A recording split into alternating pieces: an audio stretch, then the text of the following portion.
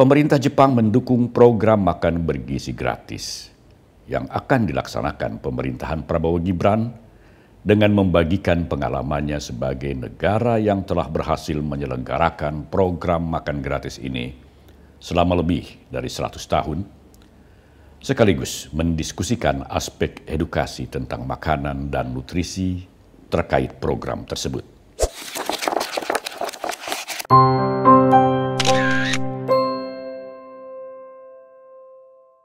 Kawan Minmot, ketika masih banyak orang di Indonesia dan di beberapa negara lainnya yang masih skeptis, pesimis, bahkan mencibir program makan bergizi gratis yang akan dilaksanakan pemerintahan Presiden terpilih Prabowo Subianto dan Wakil Presiden terpilih Gibran Rakabuming Raka mulai tahun 2025 yang akan datang, pemerintah Jepang justru mendukung sepenuhnya program tersebut. Pemerintah Jepang bersedia membagikan pengalamannya tentang pemberian makan gratis untuk anak-anak sekolah yang telah mereka laksanakan lebih dari 1 abad. Tetapi sebelum kita bahas hal ini lebih jauh, kami ingin mengucapkan terima kasih kepada Anda semua yang telah menjadi subscriber setia kami, serta Anda yang sering memberikan like, share, dan komentar. Sumbangsih Anda sangat berarti bagi kelangsungan program-program kami. Kawan Minmot, Jepang menjadi negara pertama yang secara terus terang menyatakan ketertarikannya terhadap program makan bergizi gratis maksud saya, yang akan dilaksanakan pemerintahan Presiden terpilih Prabowo Subianto. Ketertarikan ini disampaikan langsung oleh Duta Besar Jepang untuk Indonesia, Masaki Yasushi, yang melihat program makan bergizi gratis sebagai program yang sangat penting. Pemerintah Jepang bahkan berencana mengundang pemerintah Indonesia pada bulan September mendatang untuk meninjau langsung pelaksanaan program makan gratis bagi anak-anak sekolah di Jepang, serta mendiskusikan program serupa yang akan dilaksanakan di Indonesia. Yasushi menegaskan, pemerintah Jepang mendukung program makan bergizi gratis yang akan dilaksanakan pemerintahan Prabowo Gibran dengan membagikan pengalamannya sebagai negara yang telah berhasil menyelenggarakan program makan gratis ini selama lebih dari 100 tahun, sekaligus mendiskusikan aspek edukasi tentang makanan dan nutrisi terkait program tersebut. Edukasi tentang nutrisi ini sangat penting bagi masyarakat Indonesia, ujar Yasushi. Anak-anak Indonesia harus tahu tentang pentingnya memilih makanan dan nutrisi yang sesuai setiap hari.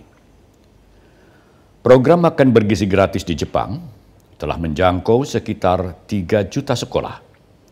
Program ini pada awalnya merupakan bagian dari upaya pemerintah Jepang memperbaiki gizi anak-anak pasca perang, serta membantu keluarga miskin menyediakan makanan bergizi. Program makan bergizi gratis di sekolah-sekolah di Jepang yang disebut dengan istilah Kyushoku sebenarnya telah dimulai sejak tahun 1889 atau pada tahun ke-22 era dinasti Meiji. Program ini pada mulanya dilaksanakan di sekolah di distrik Yamagata untuk anak-anak sekolah dasar dari keluarga kurang mampu di daerah tersebut. Lambat laun program ini berkembang dan menyebar ke sekolah-sekolah di seluruh Jepang, terutama setelah usainya Perang Dunia Kedua, saat banyak anak-anak Jepang yang mengalami kelaparan dan kekurangan gizi. Pada tahun 1954, pemerintah Jepang mengeluarkan undang-undang yang mewajibkan semua sekolah dasar dan menengah untuk menyediakan makan siang gratis bagi para siswanya. Menurut International Confederation of Dietetic Association, seperti yang dilansir jawapos.com, program makan bergizi gratis untuk anak-anak sekolah di Jepang ini memiliki beberapa kelebihan dan keistimewaan jika dibandingkan dengan negara-negara lainnya yang menjalankan program serupa. Kelebihan-kelebihan itu diantaranya adalah menu makan siang di sekolah-sekolah di Jepang tidak hanya sekadar mengenyangkan, tetapi juga seimbang, bervariasi, dan bergizi.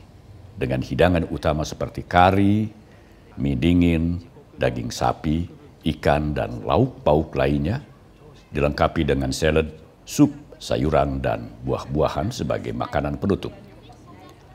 Menu makanan yang disediakan tidak hanya berupa makanan tradisional Jepang, tetapi juga tersedia pilihan makanan lainnya, seperti masakan barat, serta hidangan dari berbagai negara lainnya di dunia. Menu makanan yang diberikan kepada anak-anak sekolah itu juga disesuaikan dengan pergantian musim, kebiasaan daerah setempat, dan kebutuhan gizi siswa. Sebagai contoh, pada musim dingin, menu makanan yang disediakan akan lebih hangat dan berkalori tinggi. Sedangkan pada musim panas, menu makanan akan lebih sejuk dan ringan. Pemerintah Jepang juga memperhatikan keanekaragaman budaya dan agama para siswa, seperti makanan halal bagi para siswa beragama Islam dan makanan bagi vegetarian, serta bebas alergi. Proses pembuatan dan penyajian makanan di sekolah-sekolah Jepang tidak hanya dilakukan oleh koki atau juru masak di sekolah, tetapi juga melibatkan siswa dan para guru. Para siswa dibagi dalam sejumlah kelompok. Masing-masing kelompok bertugas secara bergantian setiap hari untuk mengambil makanan dari dapur kantin sekolah, menyajikannya di kelas, kemudian membersihkan peralatan bekas makan, hingga membuang sampah. Para siswa yang mendapat giliran bertugas biasanya menggunakan celemek, topi, dan sarung tangan, serta memeriksa suhu dan kualitas makanan sebelum disajikan kepada teman-temannya. Sedangkan para siswa yang sedang tidak bertugas harus membantu menyiapkan meja dan kursi, serta membersihkan kelas setelah makan bersama selesai. Para guru bertugas menjadi pembimbing, pengawas, sekaligus membantu para siswa yang sedang bertugas untuk menjaga kelancaran makan siang. Para guru akan makan bersama para siswa di kelas sambil memberikan contoh dan tuntunan tentang etika, kerjasama, dan budaya makan. Manfaat makan siang bersama di sekolah-sekolah di Jepang tidak hanya terbatas pada aspek kesehatan dan gizi, tetapi juga melampaui aspek sosial dan intelektual. Melalui acara makan siang bersama, para siswa dapat berinteraksi, berbagi, dan bersosialisasi dengan teman-teman dan guru mereka. Mereka juga belajar tentang nilai-nilai tanggung jawab, kerjasama, disiplin, dan rasa hormat, sekaligus menjadi sarana untuk menambah pengetahuan para siswa tentang berbagai jenis makanan serta budaya makan dari berbagai negara. Menurut hasil penelitian Universitas Hiroshima pada tahun 2016, program makan siang bersama di sekolah-sekolah Jepang memiliki dampak positif bagi perkembangan para siswa.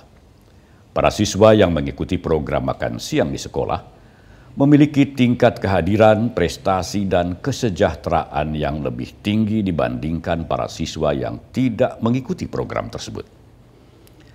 Sedangkan menurut hasil penelitian yang dilakukan oleh Universitas Tokyo pada tahun 2019, program makan siang di sekolah-sekolah Jepang terbukti dapat meningkatkan kognitif, memori, dan konsentrasi siswa. Program makan siang gratis di sekolah-sekolah di Jepang merupakan salah satu contoh yang baik bagaimana pemerintah, sekolah, dan masyarakat bekerja sama menciptakan generasi muda yang sehat, cerdas, dan berkarakter. Duta Besar Jepang untuk Indonesia, Masaki Yasushi, mengatakan, alangkah baiknya bila Indonesia juga mengadopsi pola yang telah dilakukan pemerintah Jepang dalam pelaksanaan program makan bergizi gratis, dan pemerintah Jepang bersedia membantu melakukan pendampingan pada saat program ini telah mulai berjalan di Indonesia. Jika pemerintah Indonesia berkenan. Sementara itu, kawan Minmot, menurut Menteri Keuangan Sri Mulyani, pemerintah bersama Presiden terpilih Prabowo Subianto telah sepakat untuk melaksanakan program makan bergizi gratis secara bertahap. Untuk tahap pertama, tahun 2025, akan digulirkan anggaran sebesar 71 triliun rupiah. Besaran anggaran tersebut sudah masuk dalam Rancangan Pendapatan dan Belanja Negara atau RAPBN 2025. Namun, implementasinya masih dalam proses pengkajian karena masih menunggu siklus pembahasan Anggaran Pendapatan dan Belanja Negara atau APBN 2025 antara pemerintah dan DPR. Sementara desain program dan eksekusinya diserahkan kepada pemerintahan Presiden terpilih. Jika desainnya belum ada, kata Sri Mulyani, anggaran yang sudah masuk ke postur RAPBN tersebut akan dicadangkan di Bendahara Umum Negara. Saat ini, teknis pelaksanaan program makan bergizi gratis masih dibahas secara internal oleh tim gugus tugas sinkronisasi pemerintahan dari tim Prabowo. Menurut Thomas Jiwandono, anggota bidang keuangan tim gugus tugas sinkronisasi, pihaknya baru bisa menjelaskan teknis pelaksanaan program makan bergizi gratis setelah siklus APBN selesai. Thomas menegaskan, pelaksanaan program makan bergizi gratis tetap akan memperhatikan prinsip belanja berkualitas, termasuk memperhitungkan defisit anggaran yang ditetapkan dengan range 2,29% hingga 2,82% dari produk domestik bruto atau PDB.